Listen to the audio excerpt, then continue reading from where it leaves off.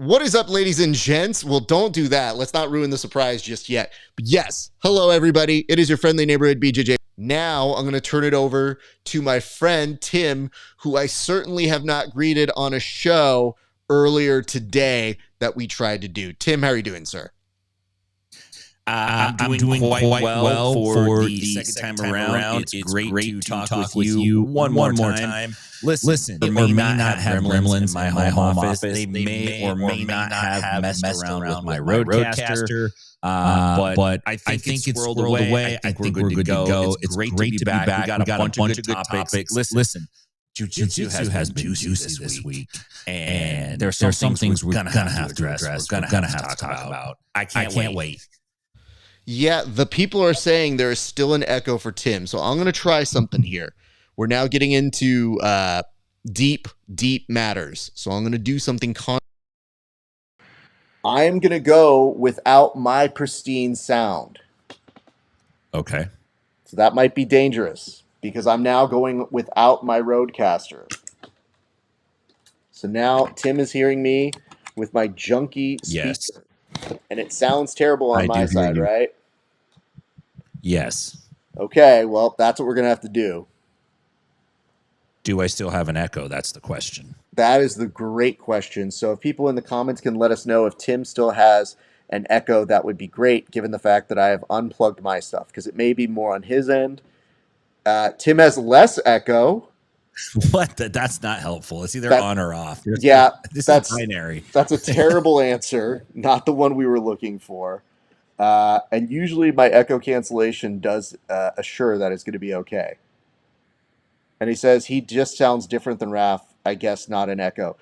So I guess the idea here is, Tim, if we left it up to the crowd and we had asked if one of us got into an emergency, is Tim dead? Yeah. They'd be like, slightly. Oh, it's usually a yes or no if he's dead. He might be cooked. What does that mean? Still a little cooked. Still a little dead. Yeah. Good to know. He looks different than an alive person. Well, I'm okay making a sacrifice. I'll just talk loud enough so that it should be. Oh, it says he's good. Well, I'll believe Brian. I think Brian still has ears. I'm not sure that Egghead does. And look at this. We see quotation marks for the Egghead now and there. So we don't know if we're supposed to take that seriously or not. But nonetheless, we have a lot of show to talk to you about. You were talking, and I'll just repeat what you were saying in case people didn't hear it. But there was a lot of headlines that had their way into this world. So I think we would be remiss if we didn't just address some of those headlines right up top, which is going to require us to go directly to this week's board. To begin this week's board, we do have to present some unfortunate news, which is that, yes, it did break out this week that J-Rod is no longer with B-Team. Now, B-Team, known for making crazy jokes, pushing the envelope in that way, actually took zero time in delaying what seemed to be a pretty effective ban for J-Rod when it was alleged that he was using pornography for some of the members, the female members of B-Team. Now, this is something that is important for the community to talk about, but I will say, just before we start, I think there is a little bit of an appreciation that, yes, B-Team took care of this very quickly, and they addressed it, where most gyms would not. And it is a great reminder that, yes, it doesn't matter what gym, what person. In this particular case, they said, yeah, we know who you are. You're a very prominent member of the community.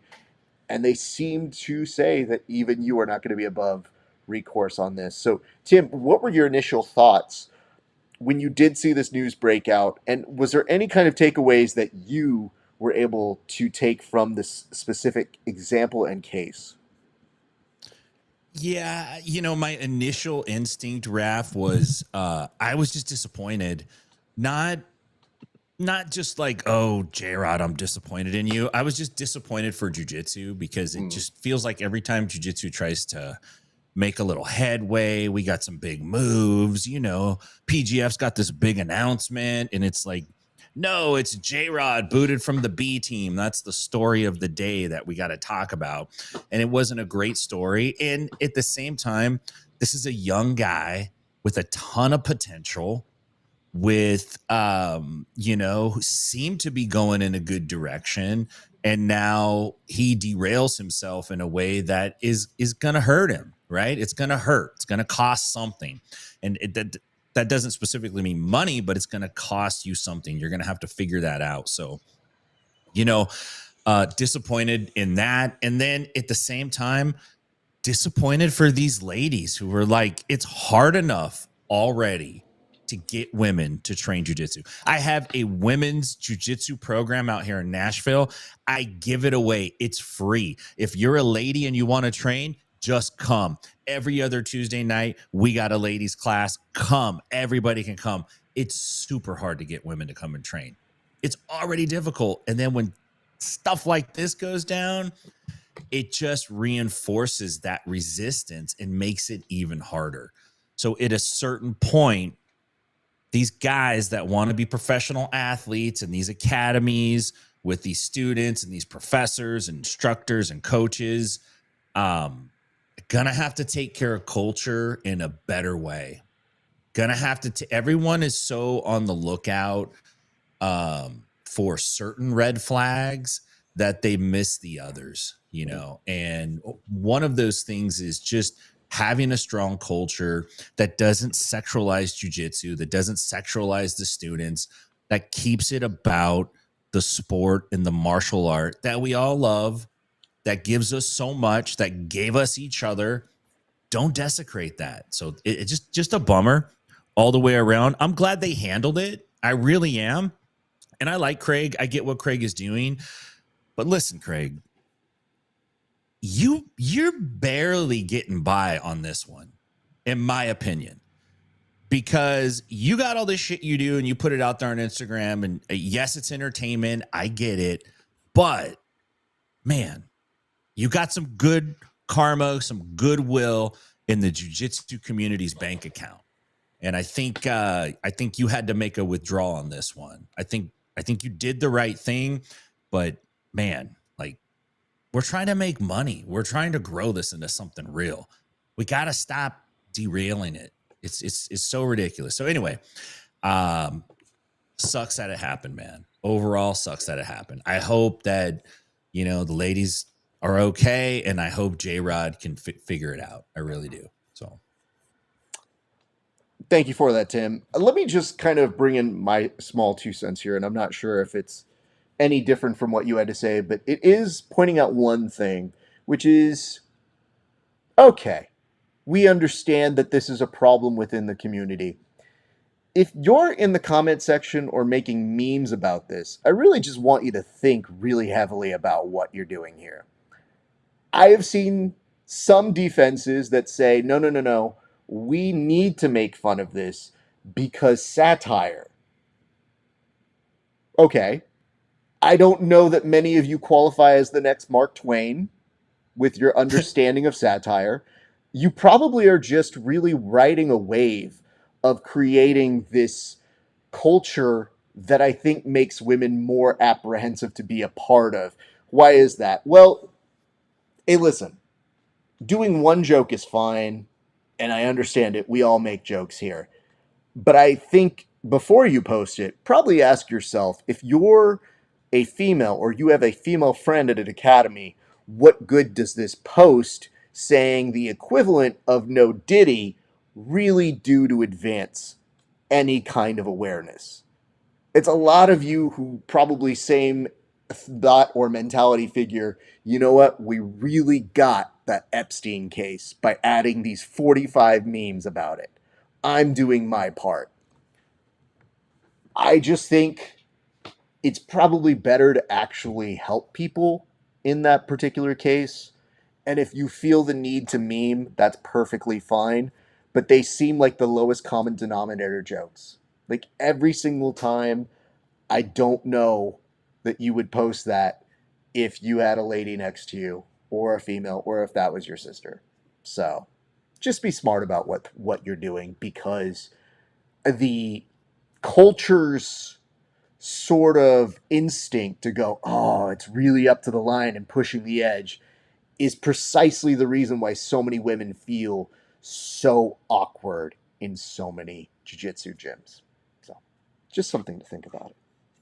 I mean, Egg, I think we're in agreement here.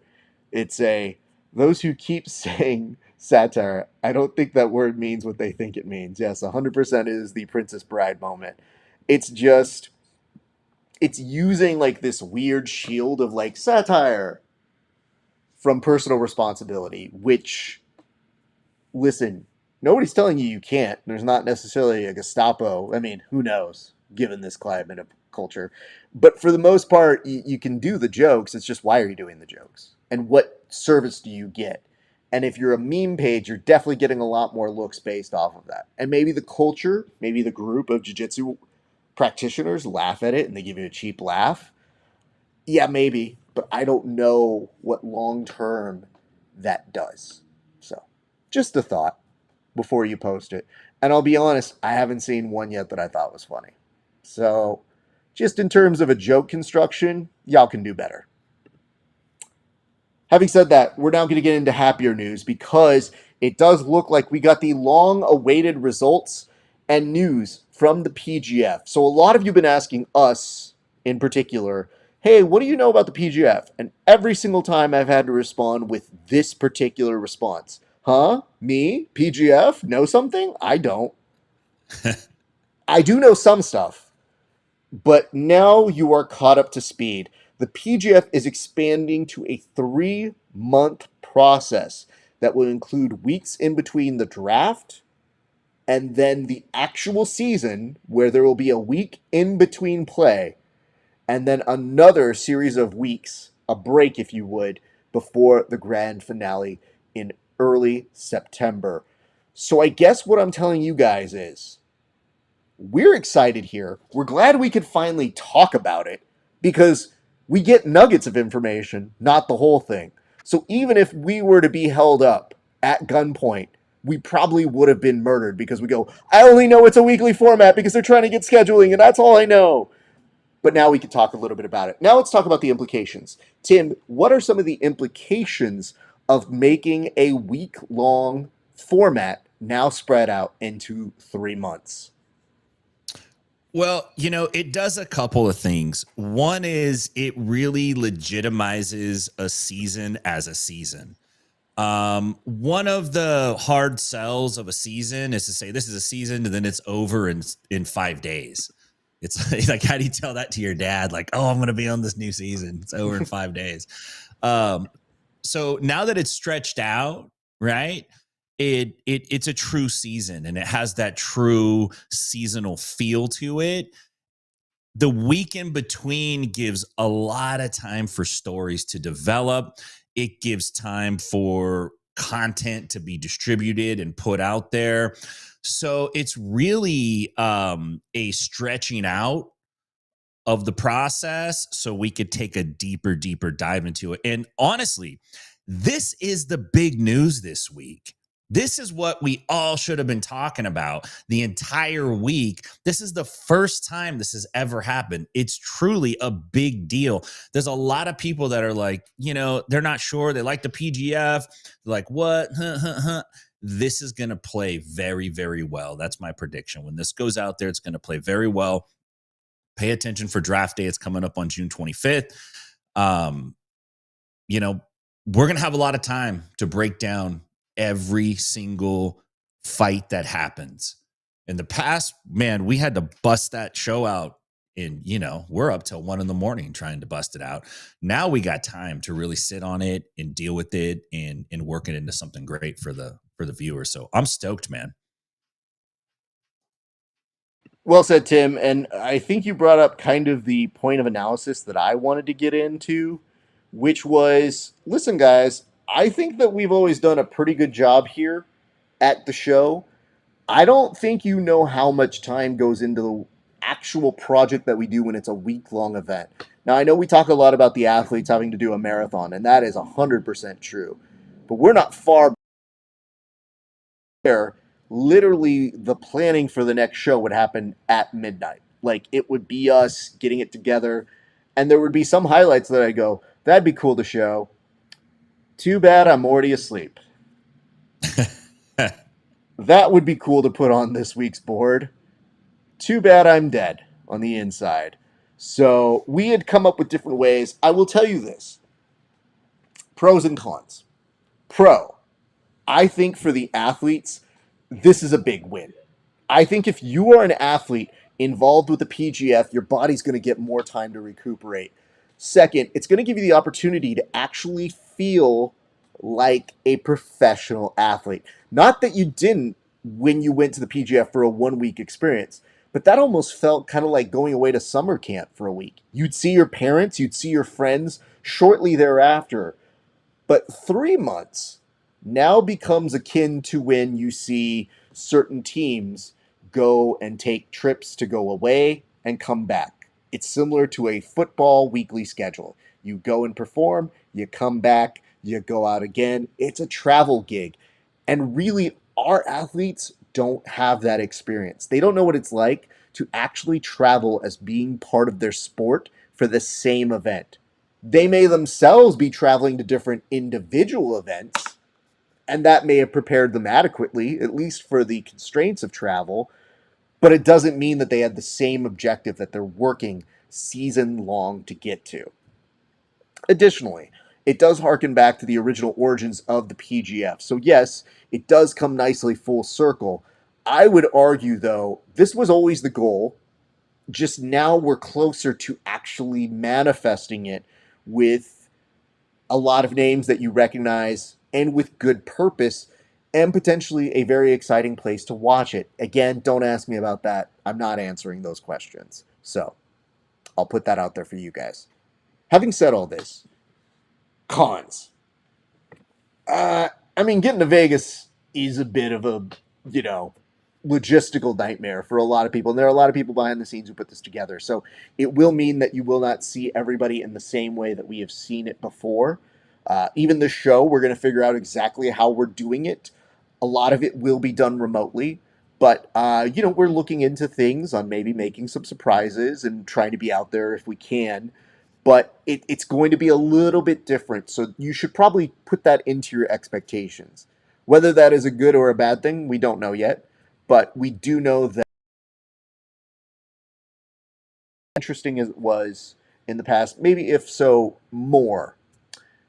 But that travel on a staff that is a little bit unfortunate. So I feel like for the athletes, A plus. For the staff, it's going to be a grind. So what I would say is please be nice to the people who work on the show. I'm not even talking about me or Tim. You guys are plenty nice to us when you want something like news about what is happening at the PGF. I'm saying to the wonderful people who work on this show who really do go out of their way to put on a really good broadcast. Those people are going to be traveling very, very long hours and doing some stuff. So please, again, be very kind to them. So those are my initial notes. And I guess we're in a new season of let's see how this works. Because I'm excited to see two things, Tim, and I'm going to bring you back in for this one. And this is just a discussion point. I'm excited for two things here, and I want to get your thoughts on them. The first is, will this improve the general health of the athletes? We saw what the toll took when they had to do day after day after day. Now, will they still be in good shape? Will they have that week long to recover? Does that make a huge difference? Or is that just going to be a longer time that they may have a nagging injury that goes maybe at the beginning of the season and stays with them throughout the entirety of that process? I think that this is going to benefit the athletes tremendously. And the reason I say that is, and yes, it's no longer an Ironman, but maybe we can still see that. Maybe there's a place for that somewhere, right? But now that it's stretched out, if you go out there, you have a bad week. You just, man, I went 0-3, I got sub twice. Dang, that's rough. Now they can go back, nurse some injuries, watch some video, pick up some ideas based off last week's performance, and they can come back ready to go again. So I think it's going to be great for them. I think that it gives them an opportunity to redeem themselves like week after week pretty quickly and get some recovery in. I'm assuming they're going to have to weigh in like every, Tuesday night? Like, I don't know how that's going to work. I didn't know that, but I was asking that myself. That would be interesting. That would kind of incentivize them to stay in shape throughout the duration of the event. But and also the other factor, just real quick, is it depends on who the team owners are and who the coaches are, because of an involved coach and owner, they're gonna make sure that their athletes are taking care of themselves. They're gonna make sure. So we're gonna learn some things. Thank you for that. I would say maybe we should come up with a developed system where if you lose, you have to stay in Vegas. Like you aren't given a plane ticket out. Maybe that's how we keep costs low. There you go.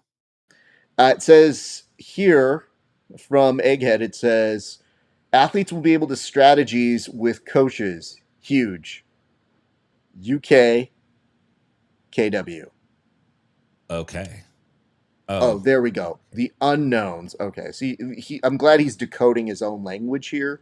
But the unknowns will have less of an advantage. Wait. Listen, Egg. Shorthand doesn't work if then you have to send another message to explain your damn shorthand. Go ahead. Don't worry. No. Don't worry. He's sending more as if to help his case. As athletes and coaches will have time to game plan. Egg, can I just say this? How is it that you have the same chicken scratch that my dad used to have, but it's in the form of written text on a computer? Like, it took me a while, whenever I'd have to decipher my dad's notes, and I'm like, who reads this? And he had a secretary who could beautifully translate it, and I'm his son, and I could not. This is perfectly legible. I can read it. I don't know that I understand it, because every single time you're adding corrections that go, no. Here's the correction to the correction. The correction is, yes, no, wait, I need to correct what I just put previously. And it says, big thumbs on a small phone. My man, it's time to invest in a keyboard. So, okay, man. I was discussing that one point. We said, will the athletes be injured for longer? You brought up the teams element. The larger question I had here, Tim, that I felt that was apt for discussion is, will people quit midway through? Because we've seen people get broken. I wonder if the breaking happens more or less. Because the specific amount of breaking we have seen in the PGF is when people are on teams and they feel like their teams can't win. So they go, you know what, deuces, I'm out of here. And they get out of the way.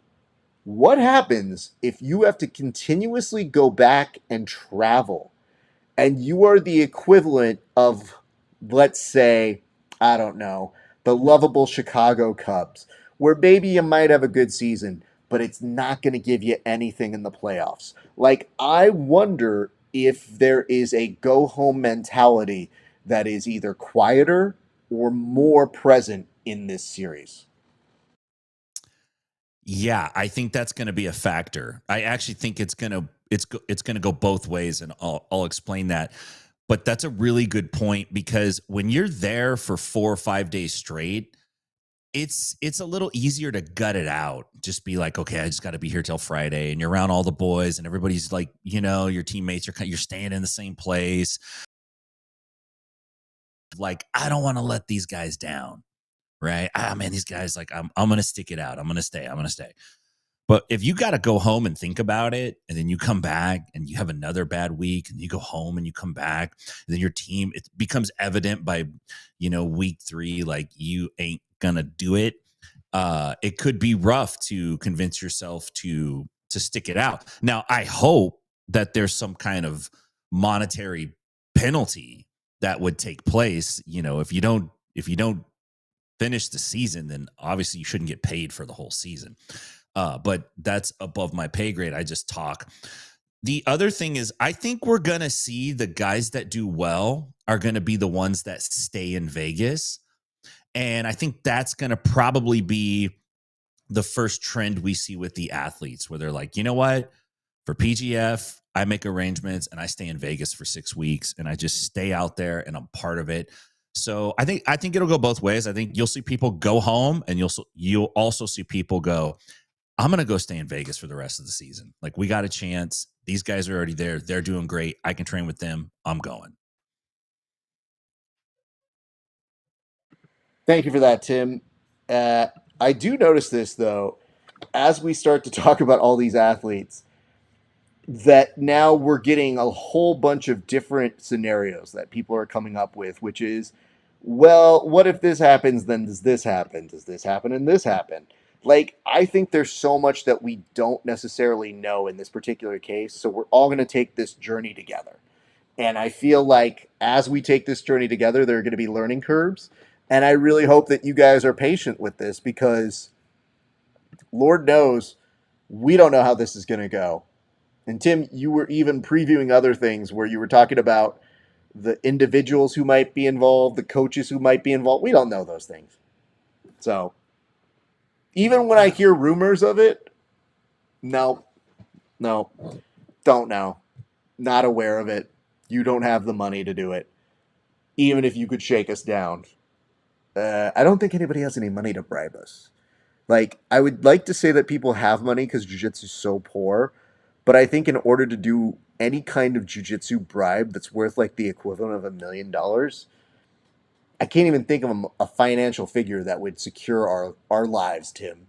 That'd be like, you know what, we're gonna sell you this information for 2,000. No, that's not gonna work. Yeah, sorry guys. 12 free geese. 12 free keys. 12 free keys from the past.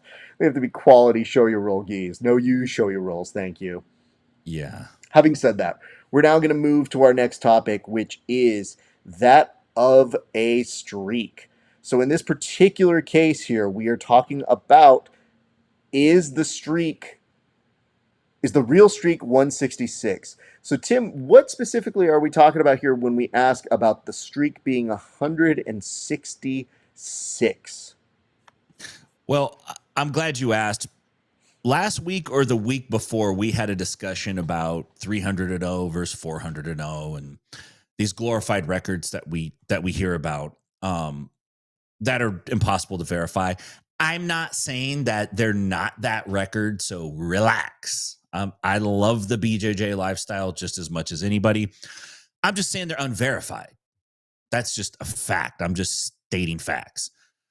What's not unverified is Gabby Pisano's 166 match win streak. She had been going for years without losing a match, and she just got beat at the Brazilians, right? The Brasileiros by Tayane Porfirio. I have such a hard time with that last name. I messed up Andre's last name constantly in season 6. So Gabby had a 166 match win streak, and then it ended, and no one's really talking about it that much. And I'm like, damn, I think this is the streak. I think this is who's got a better win streak than that. Do you know? Is Gordon's win streak that? I don't think Gordon has that win streak. I don't think Musamichi has it. Does anybody have it? I think this is the GOAT in terms of win streaks in jiu-jitsu. Well, even if Gordon doesn't have that win streak, you really don't want to be there for him to explain to you how many wins he's got because it could get pretty lengthy. He'll go through each one of them individually. I get the feeling that Gordon's the person that's like, hey, have you seen my wedding video? Just sit down. I'll just put it on. It's only 45 minutes. It's all great. So, I don't know what to say here. I think 166 is one of the largest streaks. I think that it reaches a realm of almost can't believe it because any one of us could go to a tournament and lose, and that would be an acceptable result. I couldn't imagine what it would feel like when you get off the ride at 166 and you go, damn, that's what this feels like again. I don't know if you feel it more intensely or if you've learned to compartmentalize it because you go, oh, well, I never really lose, and it's been 166 times before I've lost before, so I'm feeling pretty good about myself. I just think it's an incredibly impressive feat, so really, really cool to see, and I don't know. I don't know that we're going to see somebody hit that modern because so many of our good players get pitted against each other.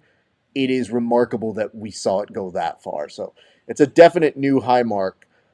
Maybe just you know what? I feel like Helena's even been beaten by like points and whatnot. So oh yeah, Yeah, Yeah. that's intense. Like she was one of the few that I felt like that was super dominant. Gordon's had his run. Yeah. And again, hats off to her, man. Impressive. We're going to go ahead and move the board up a little bit further right now as we go to our next topic of discussion, which is that of Keanu, which is insane to me because I wanted to talk about Keanu Reeves here. But instead, we're going to talk about the segment that has been in the back of my mind, and I've been wondering when you wanted to talk about it. But it does look like there is a competition where jiu-jitsu happens in suits. I have to say, big fan of this concept. One, love the John Wick movies. Two, love being in a suit. You've seen me on it many times in the show. I have two modes: bum or in a suit. Right now, you got bum. Yeah, you do. Yesterday, I was in a suit when I went to a John Mulaney taping because they said, please dress up for this. And at the very end of the show, John Mulaney addressed the crowd and goes, well, you guys look lovely. And now that's the rule going forward. Everybody's got to get dressed up. Have a great night, everybody. Good night. So I go, oh, we were the guinea pigs for this. But my wife and I had a very lovely time and looked amazing. But I guess the question here is, Tim, what does this have to do with jiu-jitsu, and does it change anything, especially once you have a tie? Tell us more about suit jiu-jitsu, if you would be so kind. So this is something that I came across, and I think I came across my radar about a week ago, and I did one of those things like, oh, we got to talk about that, and then I got a lot of we got to talk about that items in my head, and it dropped off. And I also do that move where I'm like, I'm gonna write it down. No, I'll remember. I won't forget this. And it's like, yeah, it's out. So this was John Wick Invitational 2, grappling in suits. Oh, also with weapons. So this took place on April 20th. These guys, it features competitors. They're in full suits. They're tailored. They're fitted. Now, they're not savages. They don't wear their Stacey Adams dress shoes on the mat. They took those off, but they did have the gold toe dress socks on. So you got to wear the dress socks, which I would opt to take those dress socks off. I want the grip of my feet on the mats. And they get after it. And I believe it's at the 2-minute mark. They throw a weapon in the pit. Obviously, it's a replica weapon. And then the athletes can fight over that weapon, determine how they're going to use it, et cetera, et cetera. It's really interesting to watch. But after you watch it for a few minutes, it is kind of like, this is gi jujitsu. This is basically me and my cousin Matt growing up in our super Pentecostal religion with our suits on in the back of the church because we snuck out and now we're trying to wrestle each other. That's basically what this is. It's gi jujitsu, but it's fun to watch. I like that they integrate the weapons. And I think it kind of has a cool, slick feel to it. The pit's a little bit small. There's probably a niche market for it, but I don't know how sustainable the business plan is, but it was fun to watch, man. I'm glad you mentioned it because, yes, it did make my radar. And sometimes when stuff gets shown to me on my Instagram for your page, little recommendations where the algorithm says, hey, you might like this. I saw people in suits and I thought, is this a gag? Then I saw proof of it and I said, is this AI? Then I saw it happen again and I said, they're just targeting me. Is this a fever dream I'm having? And in actuality, it's a real thing. And I've had this dude on my radar who runs it as somebody who I've wanted to interview. I saw Jits just interviewed him, so I wonder if he'd be ready for a better interview. Love you, Jits. But I just thought to myself, it's so intriguing because so many of us love the John Wick movies in martial arts because we feel like it's a better representation of fighting than most other movies where there's maybe a little less suspension of disbelief and a lot better fight choreography. Having said all of that, I still feel like this should answer the age old question. You really think that somebody's going to wear a suit and just like I'd be able to fight them with it? And the answer is, yeah, dude. If you're wearing a hoodie, I'm using that shit against you if I've really got to. One of the bigger guys that I know, he was like, hey man, he works security. He goes, do you really think you would take me in a gi match and that would make a difference? I was like, you're wearing a hoodie right now. I've already thought of 3 ways I'd kill you. And he goes, Yeah, but I'm big. And I go, have you not seen Spider-Man fight the Punisher? Daredevil fight the Punisher? That's really all this is. And the Punisher has like weird, unexplained strength. You're beaten by a hot wing. So like, I know what I'm doing here, guy. Nonetheless, very excited for that. So, to the gentleman who puts that together, thank you, Jits Magazine. Thank you for giving that some more coverage. He's right on the cusp of me wanting to ask more about it. But the only thing I don't love is I don't love doing the like, let's throw a weapon in. The only time I have ever advocated putting a weapon in is when I've run out of things to do in a no-gi submission only time limit sort of situation where there is no time. I said, all right, after 30 minutes, I'm putting a gun in there or a pipe. Literally one of the clue-based murder weapons. A candlestick will avail itself at minute 30 if nobody has a submission. So, nonetheless, very happy about that.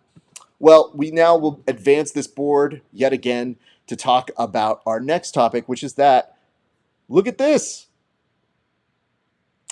Well, don't love this one. Didn't know what RAF meant on the board. Should have read the pre-rundown.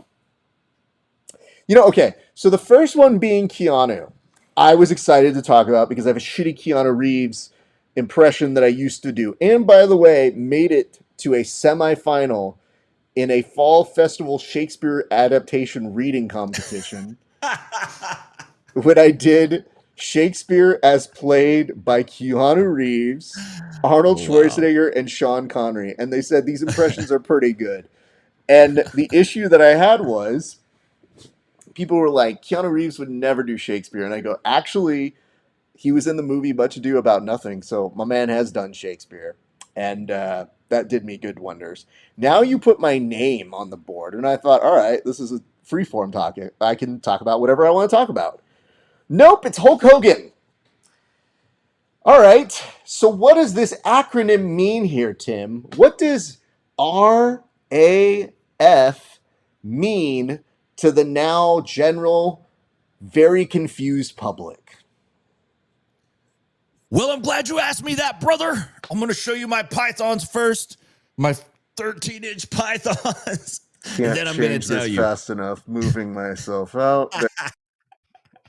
RAF stands for Real American Freestyle. So I think maybe a week ago, Hulk Hogan and Eric Bischoff from WCW days, wrestling business executive, pretty well-known name. Obviously, everyone knows Hulk Hogan. Released a video that was in black and white, and it really felt like an NWO promo video that would have led into Nitro or something like that. It had that feel to it, and it's Hogan acting like Hollywood Hogan and doing his hands and doing the do and doing all that. It was the Venom version of Hogan, right?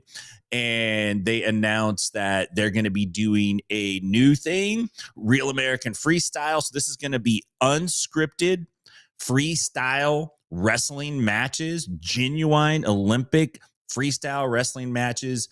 But they are going to look to try to build the stories and the athletes and the promotion and the production like professional wrestling. Hulk Hogan has expressed his commitment. Now, I don't know if these freestyle wrestlers know what Hulk Hogan's word is, but he's given his word that he's going to provide financial incentives for the athletes, win bonuses, champion purses, all that kind of stuff. Today, they announced that they signed 3 Olympic medalists, which is a big deal. Kyle Snyder, Kyle Dake, and Aaron Brooks. So that brings a lot of attention to the promotion. Their first event is going to be August 30th in Cleveland. They're going to debut it. I'm definitely going to watch it. I don't know what it's going to play like, but one thing I do know is Hulk Hogan and Eric Bischoff know how to promote. They're not dumb, but can they pull in freestyle wrestling and give it the sparkle and the shine of professional wrestling? I don't know. I'm sorry, Raph. I knew this topic was going to be a psychological letdown for you.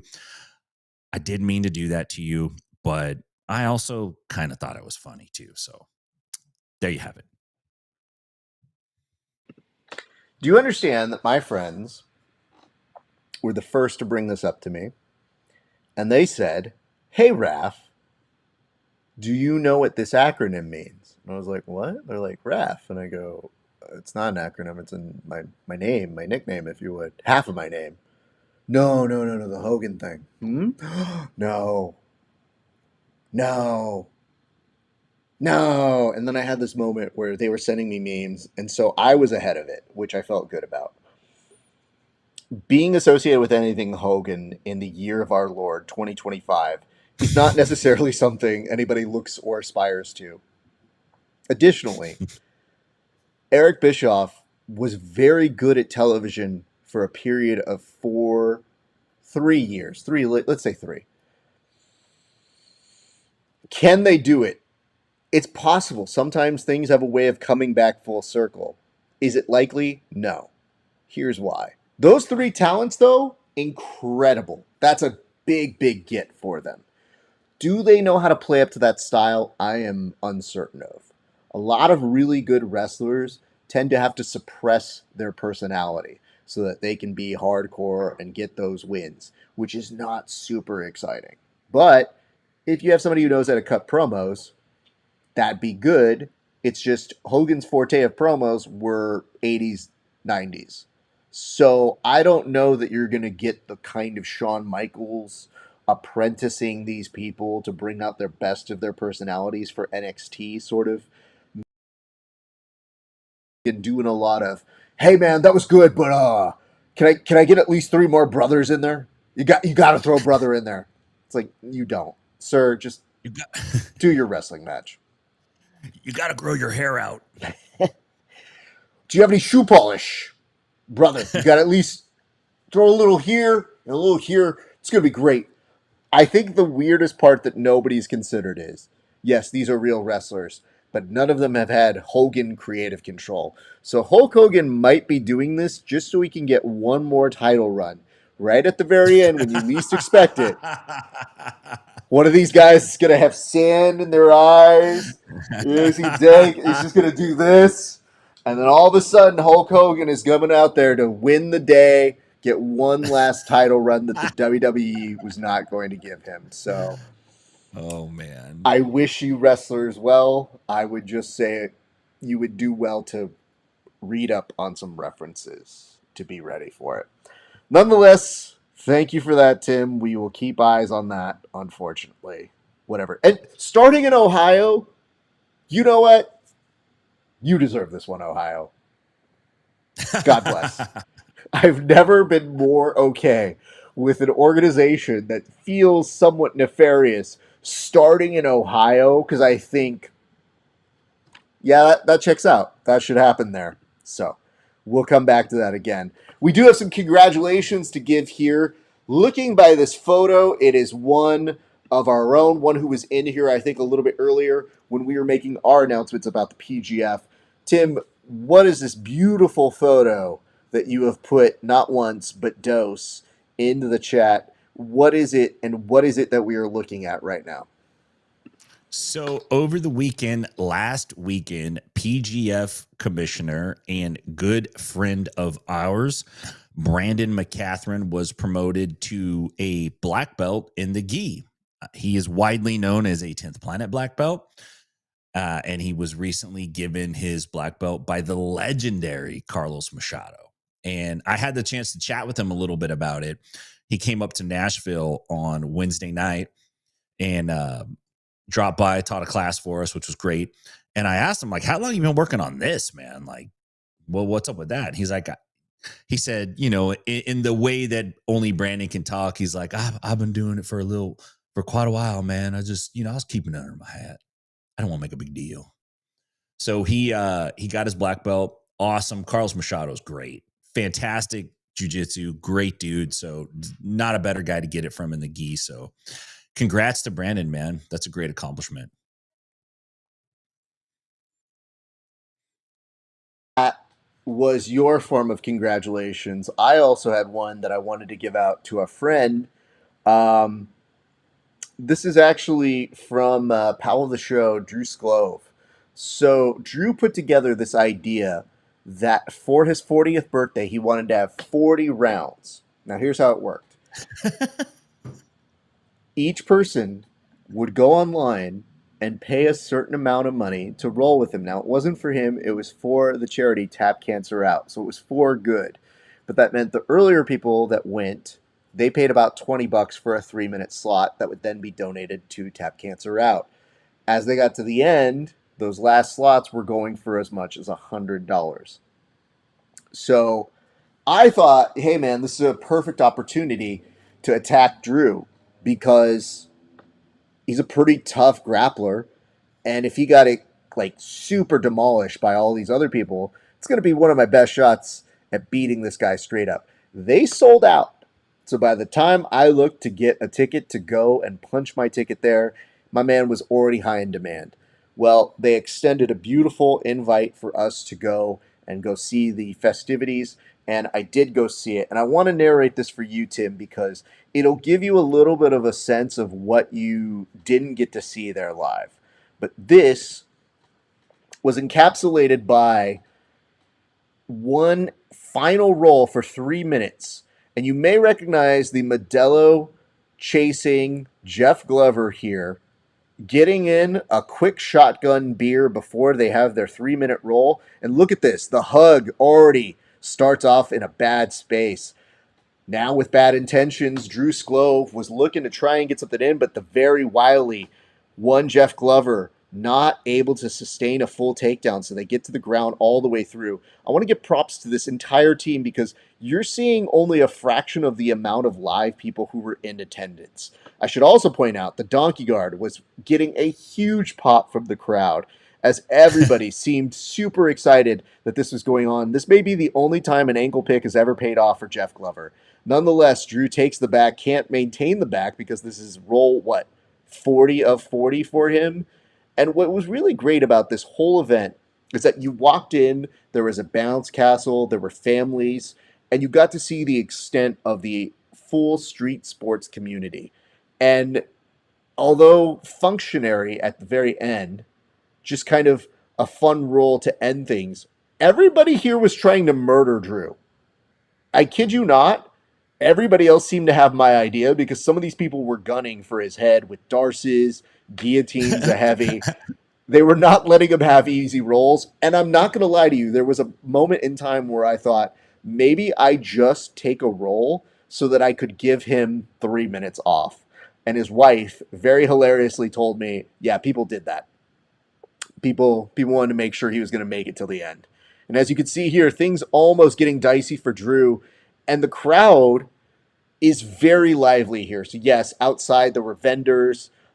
There was I think a vendor by the name of Real Gangsters, a apparel that Drew usually sports.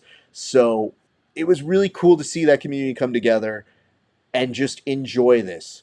So now, even as you're watching the beautiful parts, the ends of this round, like it is pretty impressive to have somebody of Jeff Glover's caliber coming in to support our buddy Drew Sklove and to give him kind of like a great send off for what was a great thought. And he did accomplish all 40 for 40. They were pretty on schedule. This said it would end at about noon Pacific time. And this finale, this final match, was happening at about 12:15. So really the only seeming times that Drew had were breaks because people would tell them if he wanted a gi or a no gi roll.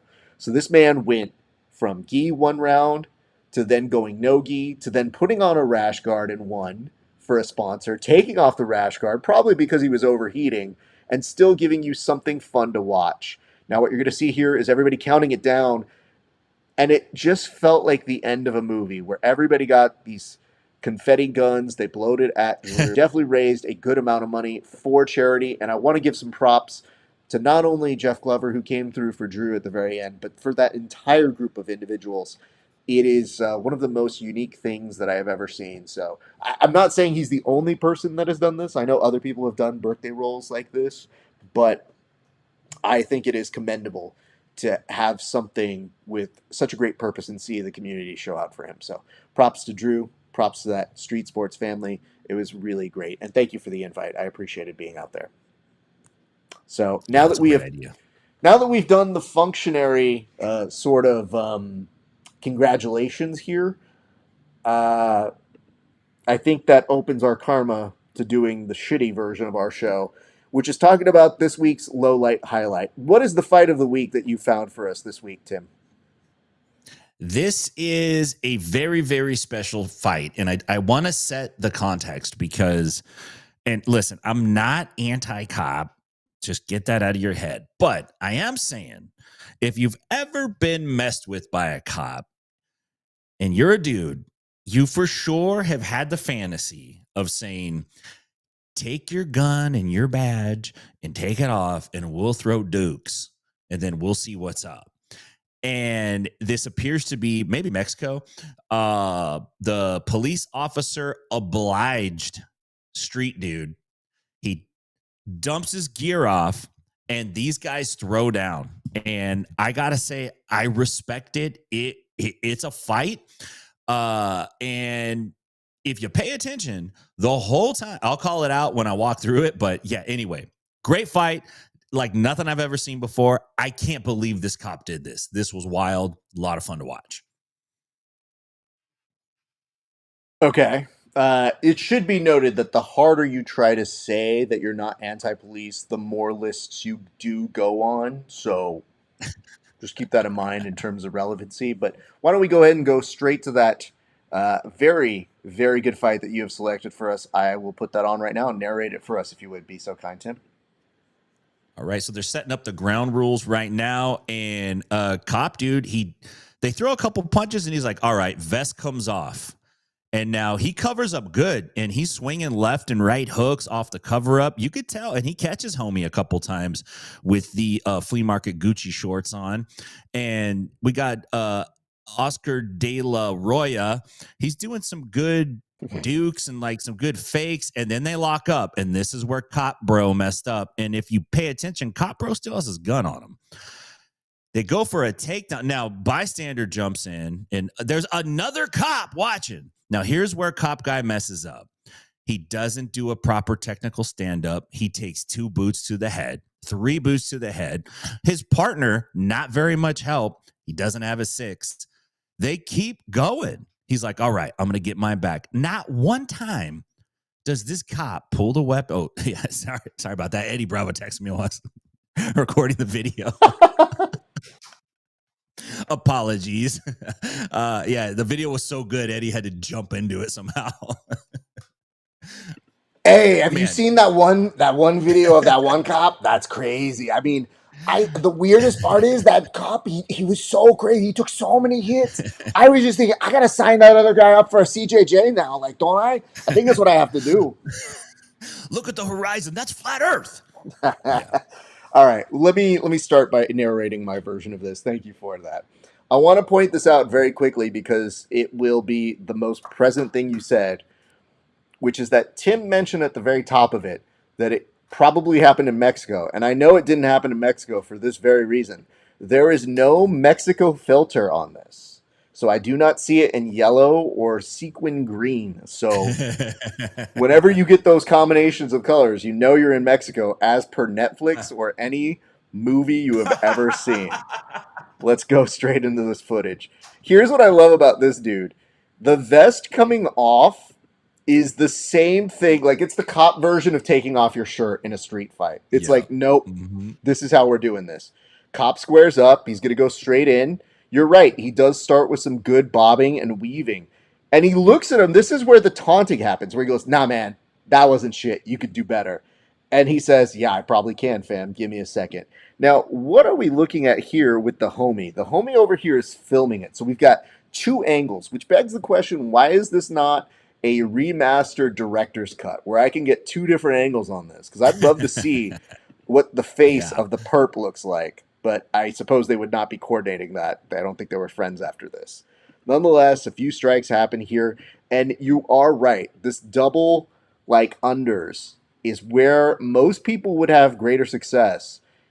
You would think a takedown is going to happen here, but instead he actually gets overpowered and, to his credit, tried throwing his opponent, but realized that really important thing that you want to get a full sweep before connecting and doing something else. Here's where things get a little confusing. This young man who was filming decides to get one in on him. And if anything, the only thing that the partner does as the cop on the ground that goes, need some backup here in the middle of deep Mexico, could love to get some reinforcements. No, my partner is right here. He is just choosing not to get involved. Need backup to my backup, please. Thank you. Get punched in the face. Not fun. Wait, did his homie just hit me? What the fuck is the... So that was a little bit of the correspondence that was happening on the radio on the ones and twos. Hey, look at this, though. This dude is thinking about De La Hiva. You don't know what to do with it. Looks like a person who never walked, just getting the first opportunity to use their legs. And the soccer kicks are where things start rude. To get a little bit... Well, this is, again, streets have codes.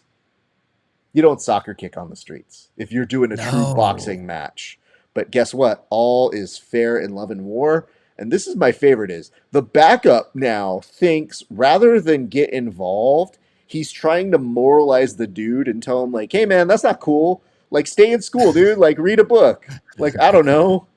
Donate to a local crime don't pay. At one point, he's probably trying the Smokey the Bear of like, only people start forest fires. I don't know, man. I'm running out of shit to say.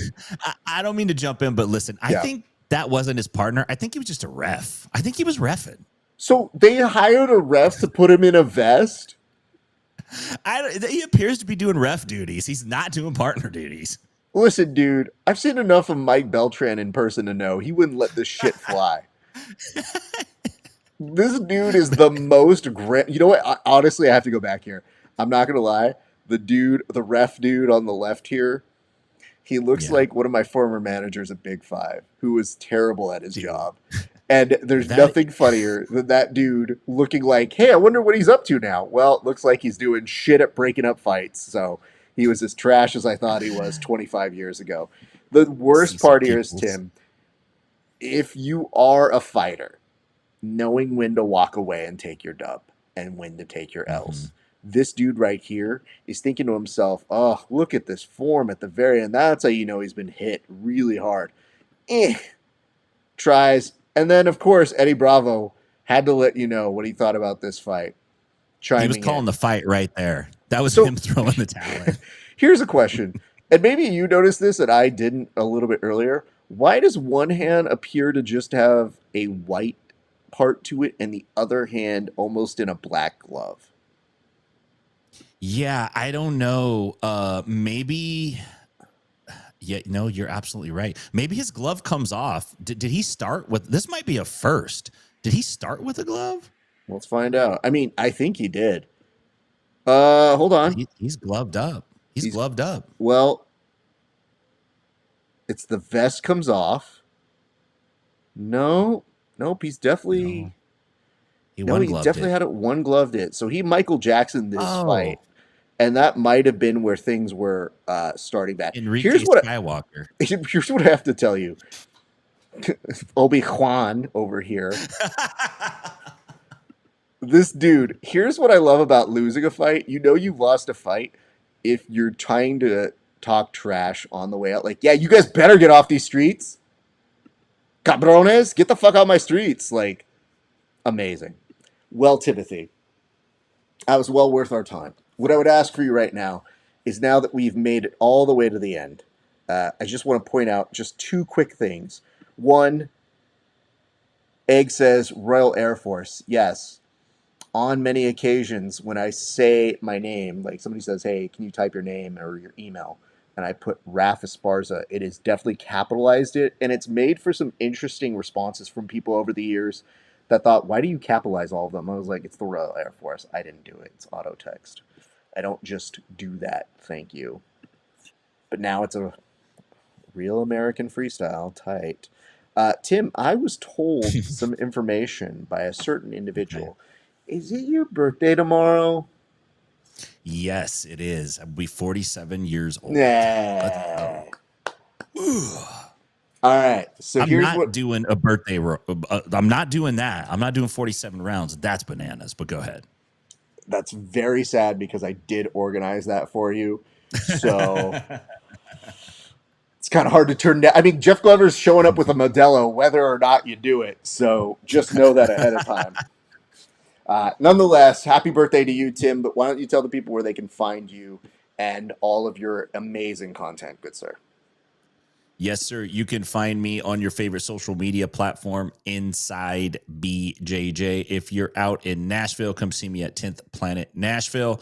And if you're out in Stockton, see my boys at 10th Planet Stockton. We had a little bit of a rough start, a rough takeoff. And speaking of, taking off, we don't know where Kevin's at. So if anybody's seen Kevin, hit us up. We're still looking for him. We're going to put him on the side of a milk carton pretty soon. Kevin, come home. We love you. Sure, he can come or he doesn't. That's fine. You know what I mean? Just like one way up or another. I just want to know, like if he's alive, good. Where are you? If he's not alive, he does have an excuse. So that's kind of how I fall. We'll figure it out as we go. But we want to thank you. And Tim, happy early birthday. We appreciate you, brother. So please celebrate kindly with the wife and the kids. I hope you enjoy your day tomorrow, sir. Thank you, sir. All right, friends, I'm going to go ahead and close this bitch up for those of you still in attendance. Thank you so much for tuning into this week's installment of The Bullpen. We hope that you enjoyed this one. A few reminders if you do enjoy this show. We would love it if you would like, comment, and subscribe to all of our content. You can find us everywhere. You can find Inside BJJ everywhere. But you can also find The Grappling Hour on YouTube, Twitch, Twitter, all of those sorts of different things. Instagram, Facebook. I can keep naming things. YouTube at Grappling Hour. Be sure to check out our Patreon, patreon.com/Grappling Hour. You can see my interviews 30 days before anybody else. And coming up on YouTube this week, very soon, we're going to have DeAndre Cobre. We're going to have some Damian Balderrama coming up very soon, and some local talent that is incredible out here in Los Angeles, including Elijah Brayton. We got, who else? Ed Medina, who had a 7-second knockout and a crazy second-ass fight, and some really cool other names. So be on the lookouts for those new episodes. Additionally, you can always continue supporting the show by going to rafesparza.com/merch, get you some hoodies and some t-shirts. But for right now, folks, that's going to do it for us. Thank you so much for watching this week's episode of The Bullpen. We will be back next week. Until then, we hope you guys are having a great rest of your day. But until then, it's been a great day for grappling. We'll see you back on the mats.